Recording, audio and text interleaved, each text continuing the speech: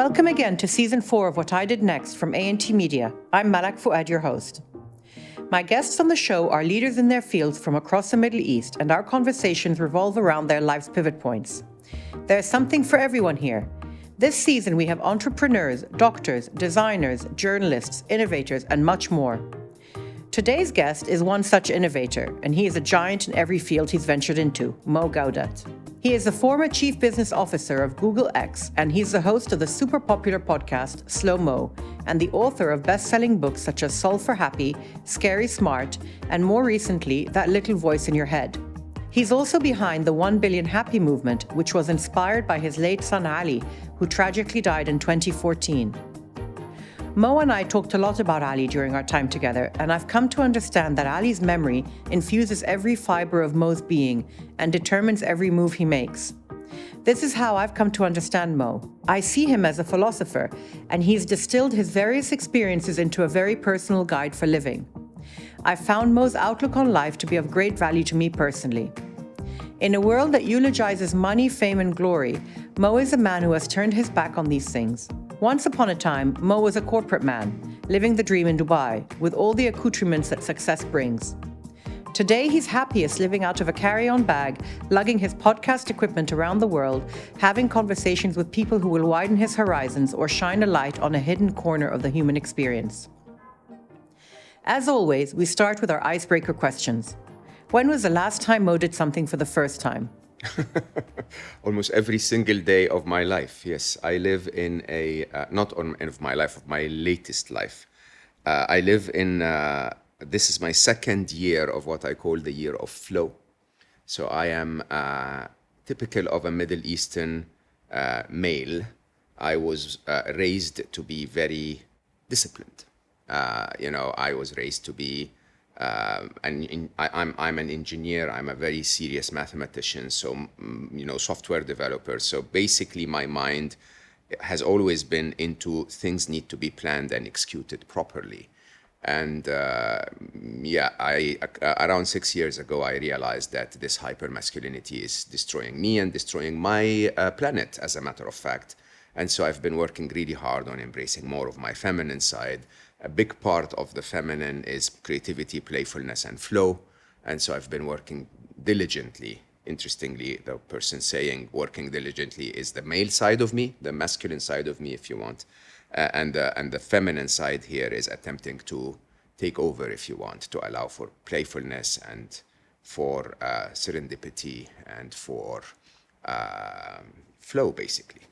And so that basically means that I do new things almost every day. I travel unplanned.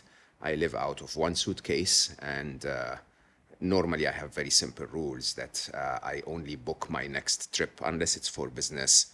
I book my next trip 2 days before I travel, and I don't book a hotel or an Airbnb until I've collected my luggage, and I stay in every place and until at least 10 days, and to explore it properly. But it's interesting because in what you just said, in the attempt to be spontaneous, there's also some planning in there.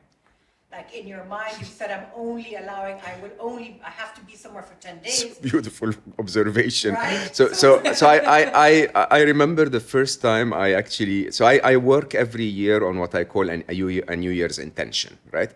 Not a resolution so that it's not too strict, but it's an intention. This is where I want my life to be that year. And I remember when I started to work on my feminine side. At the time I was maybe 47 or something, and so I had so many years of being conditioned to use my masculine, right? And there's nothing wrong with using your strengths to work on your less developed sides. So I do, the first year I wrote down in my New Year's intentions that this was going to be a year of flow. Was last year. And like I always did with New Year's intentions, I said, this is my year of flow. And accordingly now, I am going to write down exactly what the plan to flow is. And I was like, that sounds absolutely stupid. A contradiction in terms. It's like a total, contradiction. And so I ended up, of course, I write what I call guidelines. And so guidelines basically allows you to stop thinking So the only way you can really move from a place that you are in to another place is to use your strength, but not in a way that distracts the flow, if you want. It's interesting because it sounds to me like you're listening very much to your intuition and you're following whatever's coming in front of you, you're accepting it, and you're going with that. So you are in flow, as you said, very much. You see, the masculine thinks that we humans are supposed to be in control, that analytical thinking is intelligence. When you connect more to your feminine, you realize that the universe itself has an intelligence to it, and it communicates that to you in your intuition, through your intuition. Okay, and if you allow yourself to flow with the intelligence of the universe, not only is it liberating, but it's also very, very frequently a place of wisdom. I often say analytical intelligence is on the masculine side, wisdom is on the feminine side. And it's really quite interesting that we, because of the capitalism of our modern world, are so connected to solving the details of the problems rather than seeing the big picture, where sometimes the universe, or God, I believe in God for sure, says you're supposed to be in a different place. So your analysis is not inclusive of all information. Let me trigger you to go somewhere. And when you go there, life happens. So the second question is a social media question. And are you more team Instagram or are you more team Twitter? I would wish that I am on neither. When my work started to be successful back in 2017, I became super viral on Facebook and LinkedIn, if I remember correctly. And I had no presence, zero presence whatsoever. I never believed in social media. I still really resist to believe in it. And so though I have a reasonable presence on Facebook that's scattered across 4 accounts, my books and my mission and myself and so on, a very serious presence on LinkedIn, I ended up focusing on Instagram, which is now in the 60,000 followers or something. And now I'm starting on YouTube. Twitter, I rarely ever tweet. I honestly don't understand it. I don't understand the anger and the rage and it's not my place, to be honest. Yeah. So on Instagram, since it's your medium of choice, what would be your top 5 accounts that you like, that you follow? That I follow. That you follow. I only follow my friends, honestly. I follow people that I interview on slow-mo that become my friends. And that's it, really. That's it. Yeah, I mean, my strategy in general, not just on social media, is to limit distractions, okay? So the reality is that all of this unprompted flood of information getting into our head, or actually just entertainment, not even information, is very, very inhuman in the way we're not built for that at all. So I don't seek distractions. If you have more than 5 accounts that you're following that are not your friends, then I think you should reconsider, to be honest. I think it's we are of an age where we had a life before the online world, right? Yeah. So we are able to make that distinction, and it's a privilege, and it's wonderful that we can do that. I have 2 teenage boys, and I worry because my younger son, who's 14, is so easily distracted, and he is sucked into this vortex, and it consumes him, and to the detriment of everything else. So the offline world becomes, something he has to do. It's something that, we worry about. I don't know how to say this any other way. Look, they're being prepared for a world that is very different than ours. So my wonderful son Ali used to say that, Papa, but when I am your age, the president of the US will be someone that tweeted and texted all their life and used LOL and so on and so forth. It is a bit of a self-fulfilling prophecy, which is something that my generation would reject strongly, to live outside the real world. But it seems to me that the world is heading in the direction where if you don't have the skill of dealing with that kind of world that is hyper distracted, you may not be able to actually succeed in it. And you can compare and ask yourself, when I was growing up, using a telephone was a big part of connecting to my wonderful, wife before we got married. And we would pick the landline phone and speak every night before we go to sleep. And that technology to my father was like, this is weird. Like, what are you doing to yourself talking to a piece of plastic? But it was the skill of my time, right? And then, now today, I think But is it comparable, Mo, really? it's comparable if you take into account the world that we built as a result and the world they're building as a result. So the truth is, yes, you will reject very strongly that your kids are different than you, but they are different than you because they're growing up in a world that is different than the world you grew up in. And the trick is not to restrict them from the skills they need to deal with world, to give them the other skills that they need to lead it. That's true. So rather than say, leave your phone so that you're not distracted, by the way, we normally say that while we're swiping on our phones ourselves, you may as well say, all right, there are other things that you need, that you can use in your life that will also complement that new skill of typing very fast and being able to pay attention to 14,000 4-second things. And, the interesting studies around OCD in general, when people are obsessive about anything, it doesn't help to tell them stop obsessing. It helps a lot to give them other things to obsess about. Absolutely. Right? Absolutely. And so if they obsess about their mental health, they will stop doing this. If they obsess about their human connection, they'll stop doing this. If they obsess about playing football or being in nature and so on. So I think the skills of a talented parent would be to provide those other things that would take the time to occupy them with something else. Let's move on and look a little bit at the early part of your career. I know that you began working in Egypt. You were working in the public sector at some stage at the beginning of your career. No, I served the public sector from IBM. From IBM. Yeah. So IBM was, you started with IBM in Egypt. I went very briefly to NCR in Abu Dhabi, and then I went very briefly to the worst part of my career, which was to work for British American Tobacco. Long story, but a big learning. For a couple of years, and then I went to Microsoft. From there, you made the jump to Google? To Google, and in Google, I started as Vice President of Emerging Markets. My job, if you want, was known as the next 4 billion. So my task was to bring the next 4 billion users to Google.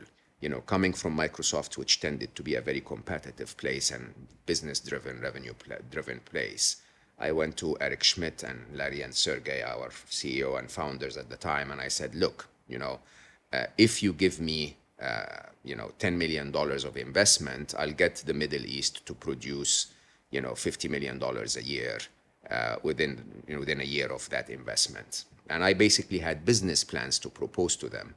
And I remember vividly as Eric basically looked at me and said, but that's not the way we do things in Google, Mo. And I said, what do you mean? And he said, I'd rather give you $50 million to invest in the region and basically build a product that the users love.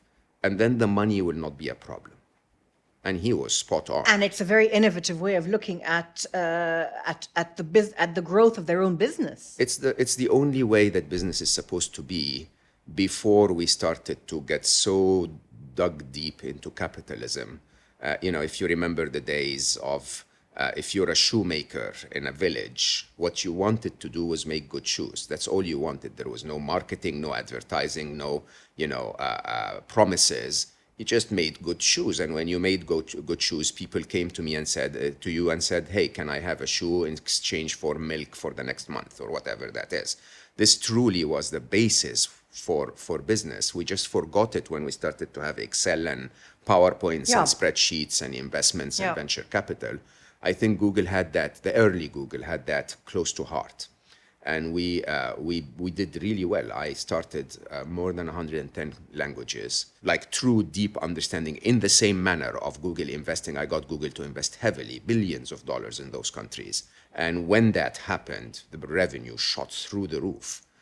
in no time at all. But people were actually getting the impact of the internet, including, if you don't mind me saying, the Arab Spring, for example, was a result of the knowledge that people started to get about the reality of their lives because of the internet, which I think in itself is a massive, massive, massive, massive, massive difference to people's lives.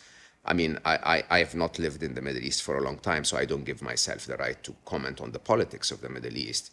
But definitely, I feel proud that the knowledge that I helped bring to the Middle East actually helped people make decisions that affect their lives. There's a very altruistic element to what the founders of Google were trying to do. And that seems to match your outlook as well in how you want to work and how you want to live.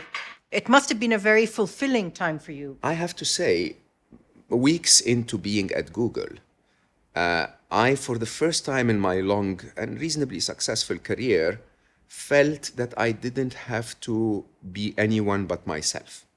Because I knew at heart that if I took a decision that was going to help the users, that was going to build a good product, that was going to make a difference to people's lives, that my founders were going to be supportive. So up until this point in your life, you would say that the Google phase was a major pivot in your life. Google definitely made me a lot of what I am. I mean, the first major change, honestly, was the idea, was some kind of a proof that, that you can actually do something that makes a difference to people's lives and make money in the process, okay?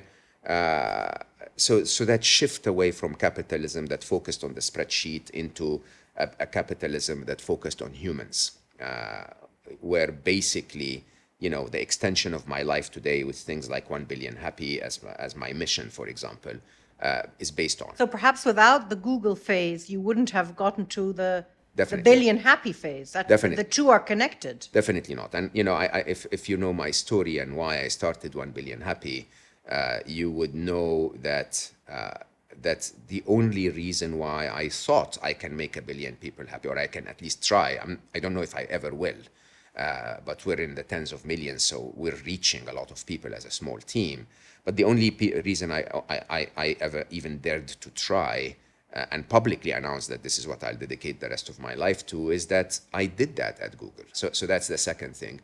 The third thing, and I have to admit, is that I realized, of course, I've been extremely fortunate to join Google in 2007. So I made a lot of money and, became reasonably well known in the countries I worked in and so on.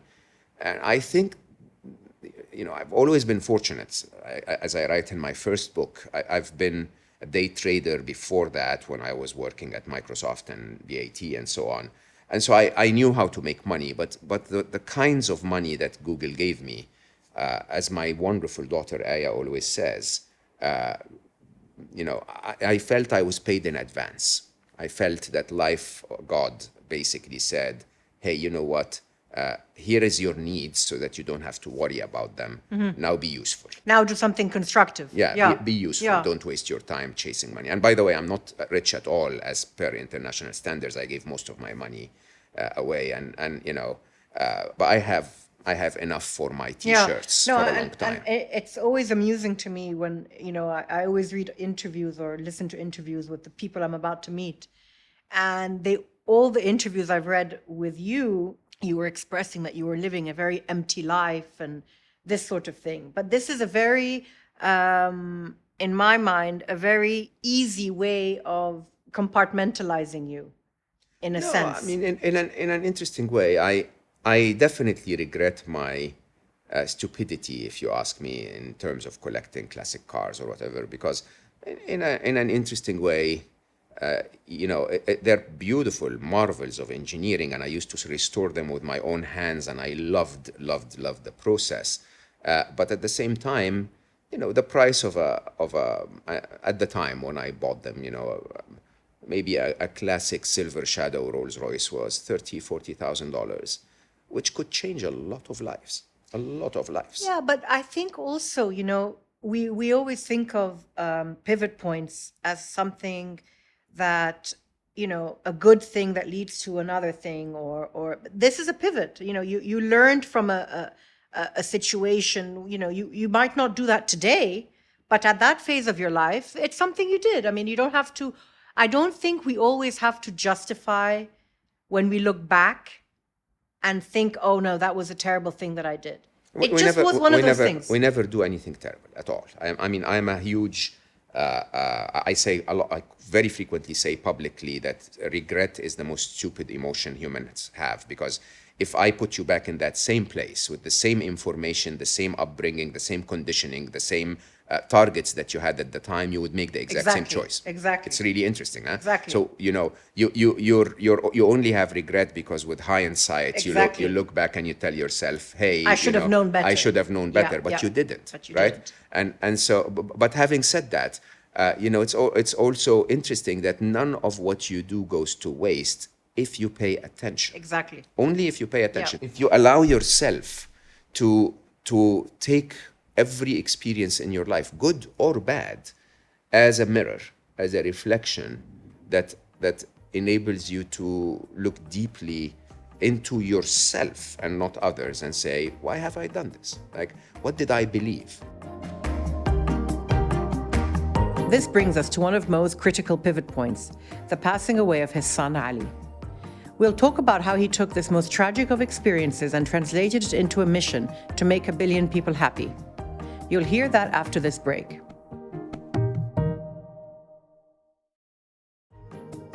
Welcome back. I'm Malak Fuad, and you're listening to What I Did Next, and this is my chat with Mo Gawdat. Obviously, the tragedy of your son's passing, was that the point at which you paused and reassessed? I feel, I've also gone through things when I was a bit younger that made me reassess. And, it makes you think, how do I want to then move forward? What do I want to do with my time, with myself? Before I started to write about happiness and the whole 1 billion happy approach and so on and so forth, I thought that my life's purpose was to help businesses in emerging countries of the world build something as big as Google. And then somehow life takes you on a different track. And every minute of my day today is focused on using my engineering approach, my mathematical understanding of the world, my business contacts, my technology background, my writing skills, whatever it is, to try and make people happier. And life works in an interesting way. I believe, and I have no way to prove this, that when you're ready, your mission shows up. And when you're ready, it tests you. And the test was losing Ali, which everyone knows is the hardest. I mean, I don't know if it is the hardest, but I think for me in my heart, losing a child is the hardest feeling you can ever have as a loving father. And yeah, for some reason, I and my beautiful, wonderful ex-wife and my daughter and every one of us just, we found peace through it. You've spoken a lot about how Ali was almost a role model for you. Everything, yeah. And a coach and someone you looked up to. What do you mean by that? Because I read it many times and I was trying to understand how that was for you. Pay attention, please, parents. We think that we get our kids as a Play-Doh that we shape into what we want, okay? It's stupid. I'm sorry, I don't mean that I apologize. I don't want to offend anyone, but my wonderful ex, which I believe was the best mother on the planet, still is, basically came to me one day and she said, they're not mine and they're not me, okay? My kids are not mine and they're not me. I don't have the right to tell them what they want to do with their life. I only have the right to be there for them when they make choices so that I enable them to find a path through them. Did you think the same way as her? I learned a lot from her. I didn't. At the time, you didn't think that way? Of course not, right? When you see it that way, it applies to so many aspects of dealing with our kids, including, by the way, if you have any wisdom at all, you realize that we are born in our best shape. Okay, we're born happy, we're born peaceful, we're born contented, we're born connected, we're born with no fears, we're born with no You talk illusions. about that in your books. Absolutely. Yeah. We're born with Yeah. no egos. Okay, and then we fall out of that almost state of perfection into a state of being human, of being attached, of being averse, of being always dissatisfied. And all of those are not the nature of the child that you were born. The child that you were born is always contented and happy if it's given its basic needs for survival. I noticed that very early on. I noticed that my kids were so wise. It almost seems that we are born wise, and then we're affected with our foolishness. It's not the other way around. The environment affects us. Yeah, and so interestingly, we humans simply need to get rid of our foolishness so that we found our residual wisdom remaining within us that almost came to the world with us. And so I did what I felt was right at the time. I just listened. I listened to them instead of telling them what to do. I listened to them. I still, one of my favorite photographs of all time was me and Ali sitting on a beach in Abu Dhabi when we first left Egypt in 1995, on like a little ledge. And my friend took the photo from behind, and it's me and Ali looking into the beach and Ali talking, okay? And I'm sitting there looking at him and listening, okay? He must have been 3 or something at the time. But I just found so much wisdom in his nature, in his innate, instinct, if you want. It's interesting because for someone who's so scientific and from an engineering background and a hardcore business environment, it's almost like he was your therapy, like he was your anchor and the place where you were. He was my at heart. your calmness. I don't know how to say this, so don't take this as a sound bite. Take it in context. Science is stupid, okay? It's as simple as that. Everything that we've created with science is amazing for the physical world. But any smart human being understands that not all of life is physical, that there are lots of parts of the parts of life, whether you believe in a divine being, or you believe that there are other worlds that we're not aware of, which somehow science proves actually in terms of multiverses or whatever, or you simply believe that love exists and love is non-physical, then there needs to be another method other than the scientific method that analyzes everything that's non-physical, and that is found in spirituality and philosophy. It's understood by intuition and it's felt in the heart. Okay, and if you allow yourself to accept that, then what happens is that heart gets blurred with the brain. It's not the other way around. And so to be able to get access to a beautiful child with his heart that can actually show you what the heart is all about, you're in a much better place. Yeah. After he passed, how did you go from what must have been a horrendous state of grief to eventually the project of Billion Happy? Did you go into therapy? Did you deal with it as a family? How did you go from this horrendous tragedy, the worst thing that happened to you, to this extremely positive project of A Billion Happy? So I'm born and raised in the Middle East, so very, very, very deeply exposed to Islam. And even though there is a lot of debate about some of the teachings, strictness, let's say, that the scholars of Islam try to apply to all of us. Islam is a beautiful, beautiful, beautiful religion that basically is understood in its name. Islam is to find peace through the act of surrender. That's Islam. It's not salam, which is peace only. It's Islam, which is basically surrender and you'll find peace. Surrender to the mighty wheels of life and you will find peace. And so to start with, we are almost fully conditioned, especially in the cases of mass disasters like losing a child, to refer to that concept first, to find a bit of acceptance at the beginning. But I was heavily aided. to get there with very clear messages, if you want. So Ali leaves our world, and the first thing that happens is his wonderful mother walks into the intensive care room, kisses him on the forehead, and says, "Inna lillahi wa inna ilayhi raji'un." We are of God and we return to God. "Habibi, you are finally home," she said. "Habibi, you are finally home." And if you understood the angelic nature of Ali, you would actually agree that his home was not this very harsh and controversial life that we live. I think that realization hits hard in both of our hearts, that even though the traditional way of looking at death is to say, my son is no longer living, I think the way we looked at it is our son lived a wonderful life. And right before life started to become very difficult, which is what happens to most of us when we graduate and engage in life and go into all of the lies and deceits and so on, that he was spared that bit of life, if you want. Yeah. So that was the first message. The second message was even stronger. So you understand the 5 stages of grief. Yeah.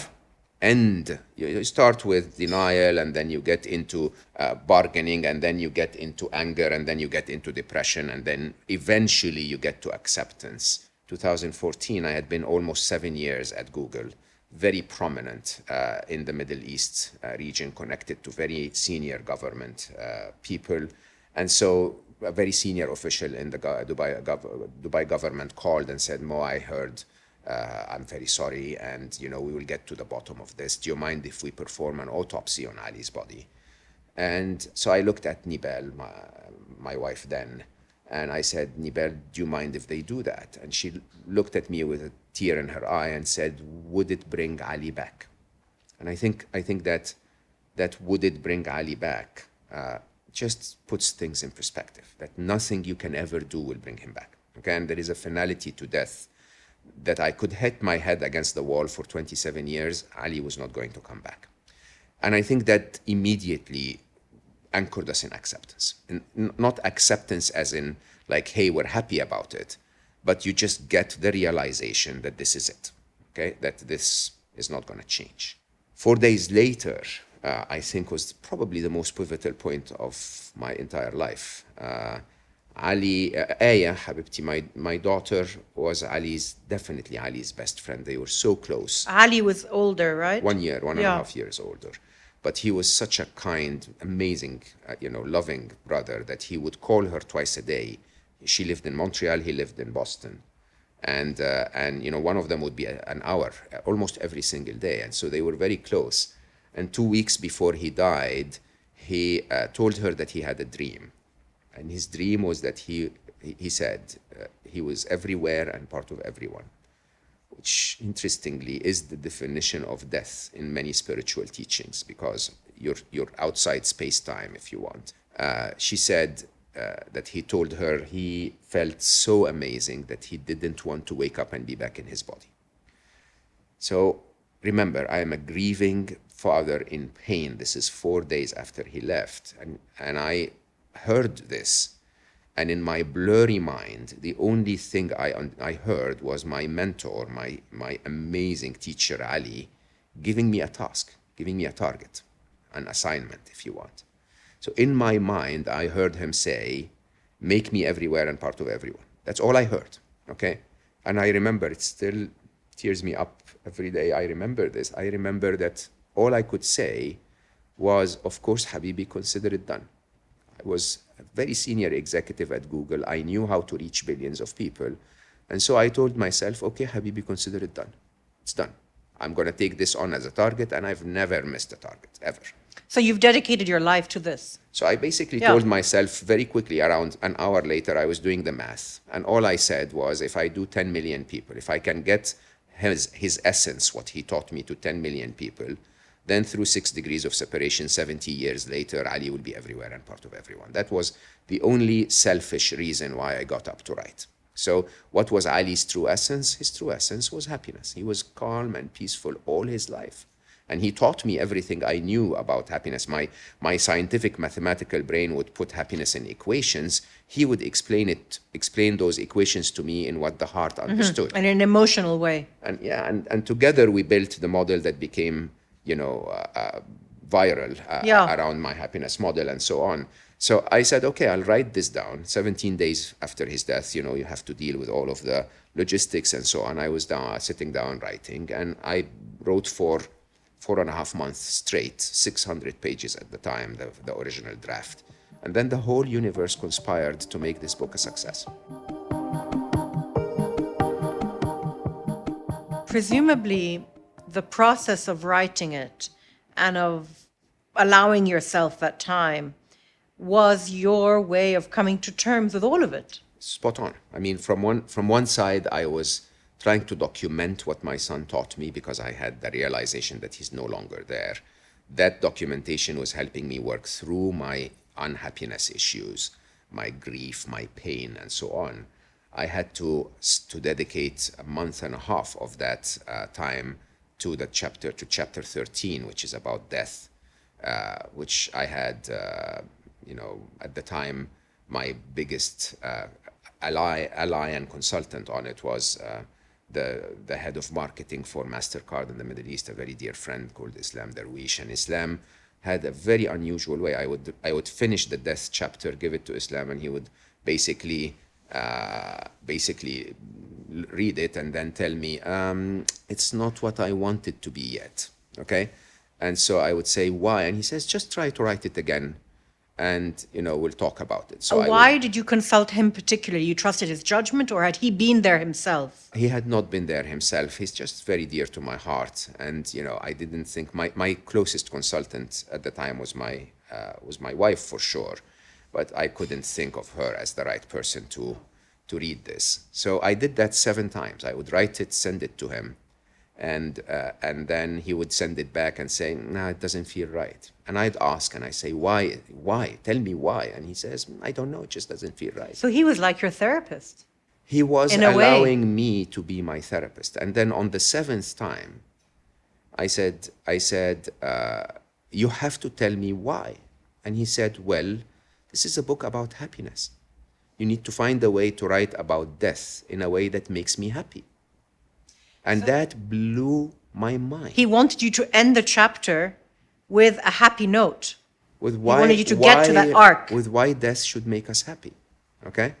And yeah, if you read that chapter, it's chapter 13 in Solve for Happy.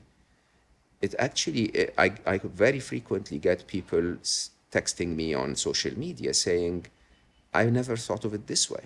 I read a chapter about the thing I'm afraid of most, and I end up feeling happy. And you have to imagine, we authors, at least myself, we don't write for you. I mean, I love all my readers for sure, but I don't write for them. I write for me. I write to work through my own challenges, which are shared by other humans, and that's it, really. So to end up a chapter about the death of my son, around 3 months into the death of my son, with happiness, was purely, the biggest break, if you want. You know what's really interesting is it's been so many years now since 2014, but when you talk about it, and I know that you've spoken about this many, many times before, and in a way, you formalized a philosophy around it. There is a sort of philosophical outlook to your son's death. And you've developed this billion happy idea following it. But what I find really interesting is that a lot of people would have become sort of hardened a little bit and would have regurgitated the same line over and over again. But I don't feel that with you. I feel that it's still very raw, and it's still sort of right here. The pain is very real. It's yeah. If you want to pretend that losing your son, your mentor, your best friend, your coach, and a wonderful, wonderful soul in your life doesn't hurt, you're lying, okay? The pain is very real. It's still as real today as it is. Missing him hurts, right? There's no point hiding that. Pain is not our choice. Pain comes from outside us. But what happens inside each of us is our choice. So, beyond the trigger that hurts, the rest is my choice.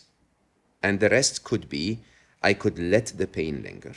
It could be, I could ignore my pain and ignore my reality, and that makes the pain get buried and really explode, okay? Or I could,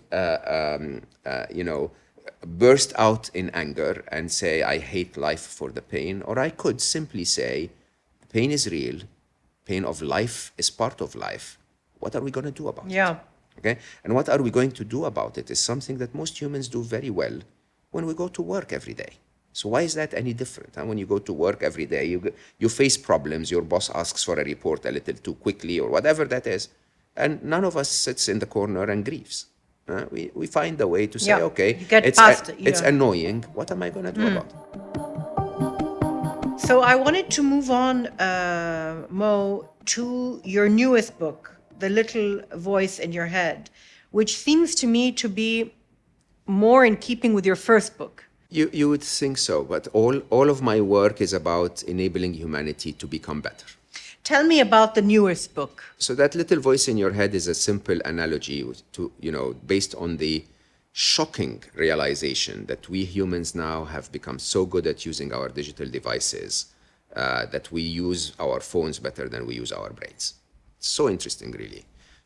Being a software developer most of my life, I realized very early on that our brains are just a programmable device, and there is a ton of evidence with neuroplasticity and neurogenesis and so on that allows us to understand that, even though the way our brains are programmed are a lot more effective than the way our computers are being programmed.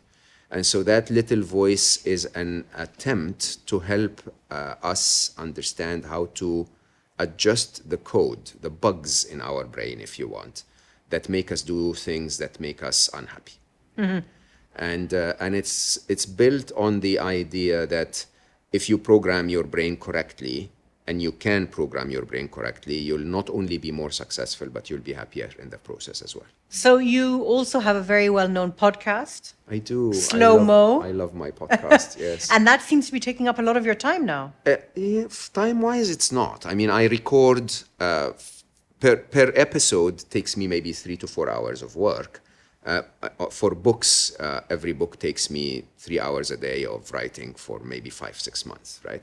But definitely Slow Mo has been one of the biggest pillars of my mission in terms of distributing wisdom widely to the whole world. Not my wisdom, I have no wisdom at all. I'm just a student, but I host some of the wisest people on the planet. Unbelievable stories of people who will tell you, I lived through this and I learned that, so that you don't have to live through it. And it was a big bet when we started Slow Mo. The idea was, in this very high-paced life where everyone is telling you try harder and move faster, I was basically saying, if you slow down for an hour, you'll go much further.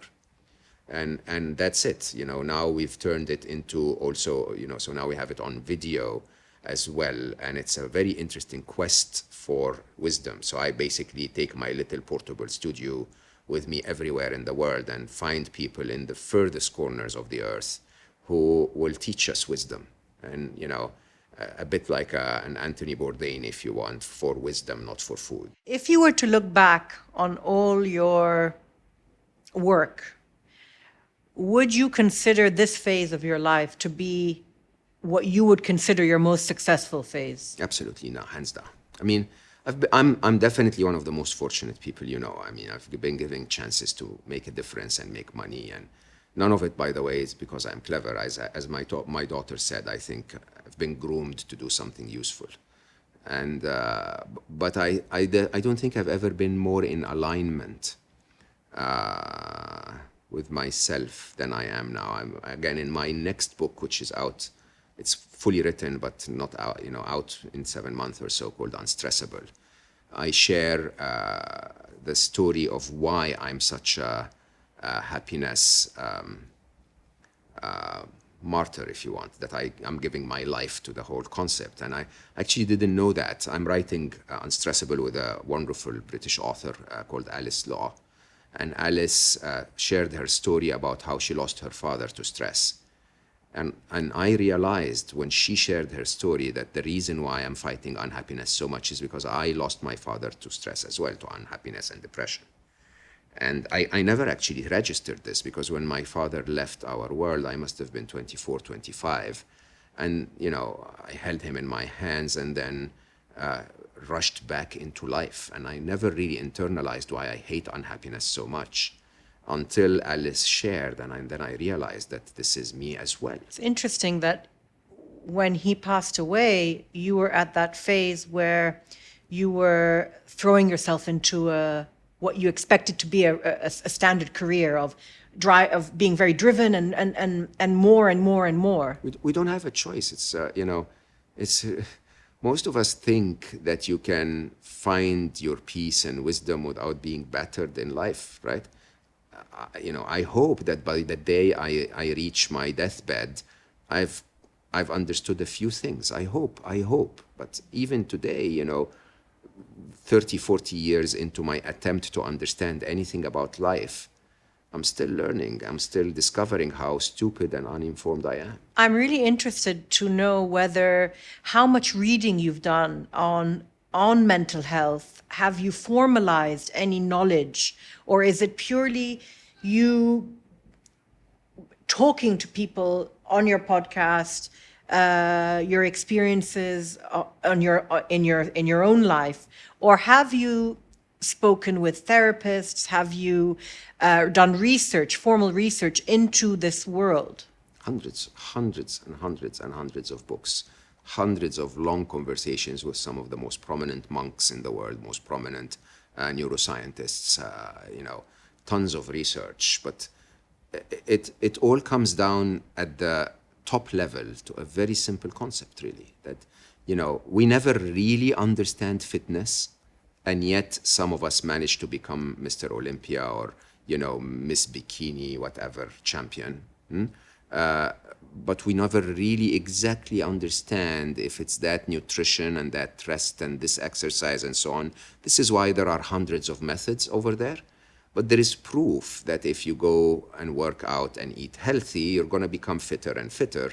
There is also proof that if you are working on your happiness, if you go to your happiness gym 3 to 4 times a week and do some kind of a happiness exercise, happiness practice, you'll become happier. It's as simple as that, right?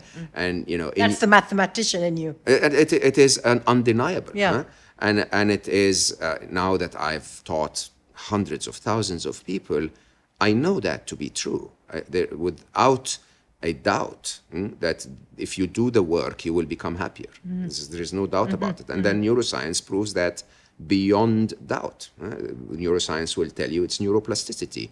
If you watch the news every day, or if you watch some kind of a, without mentioning name, angry, talk show host that is shouting at you on television, you're going to train your brain to shout. Yeah. Which is something that I really wish would change about the Middle East. Huh? If you sit in front of a calm, peaceful person that argues with logic and with acceptance of the other person's view, you're going to learn that too. It's neuroplasticity. Your brain will build the brain circuitry that is required to be calm in a conversation. It's as simple as that, right?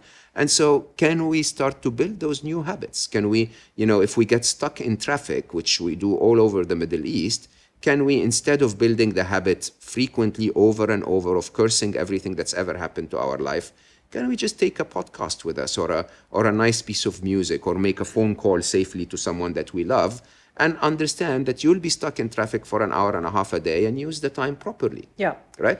And if you do that over time, neuroplasticity will make you say, oh my God, I'm looking forward to the time where I can spend in peace in the car, waiting to get to the place where I need to go and learning something new. And this adds to your happiness. Absolutely. Very simply. What's next for you? Is it more of what you're doing, or is there something in your mind that you would like to achieve? Next is a masculine brain quality. We started the conversation saying we're in flow, right? So flow is to say, I'm going to be available for the world to try the absolute best that I can to deliver whatever I can stumble upon in terms of knowledge or wisdom from the guests that I have on the podcast or whatever that is, I'm just going to show up every day and do the best that I can for as long as I can and hope for the best. Okay?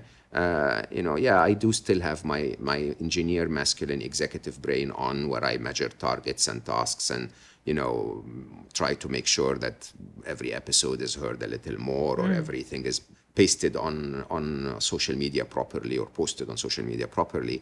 But at the end of the day, none of that is next. Okay? Yeah, and none of that really matters either. All we have is now. Yeah. And if I can do the best that I can now, then next will be quite okay. I love the spontaneity element in your outlook. We're so dumb as compared to the intelligence of the universe. You said in an interview somewhere that you have an extremist side to you, where you're 50% monk and you're 50% modern day warrior. You call that an extreme. I call that peaceful. Peaceful. Yeah. So I'm one of the book. I work on several books at the same time. So on Stressable, I'm editing now. I'm also working on a book called Finding Love and a book called Half Monk, along with other projects. I'm working on a kids book series with a dear friend, Shelley Lewis, and I'm working on a reflection series, we call it, with a dear friend, Jessica Ivy. And so I'm working on multiple at the same time, and one of them is Half Monk. Half Monk is the idea that we can... monkhood, by the way, is not just a spiritual practice, it's a lifestyle. It's a lifestyle that allows for reflection. It's a lifestyle that allows you to be with nature, to have compassion for others, to have time for yourself, to reflect on what matters, to serve.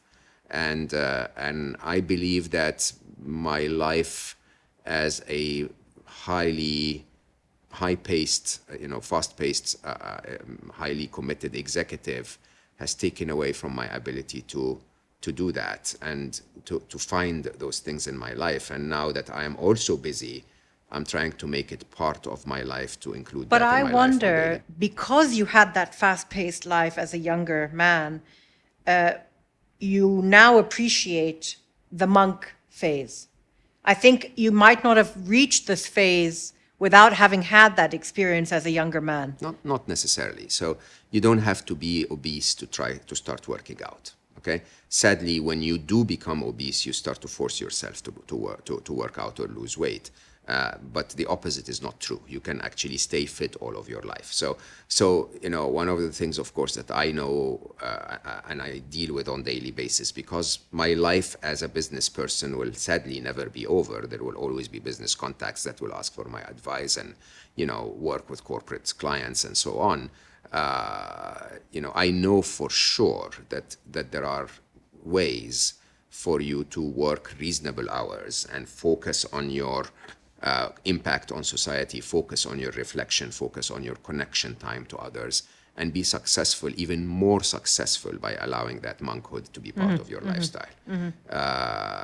And there is no doubt that if you take my work, for example, I could sit down and write for 4 hours, or I could sit down and reflect for 20 minutes and then write more in half an hour than I would in 4 hours. And I think that applies to every part of life.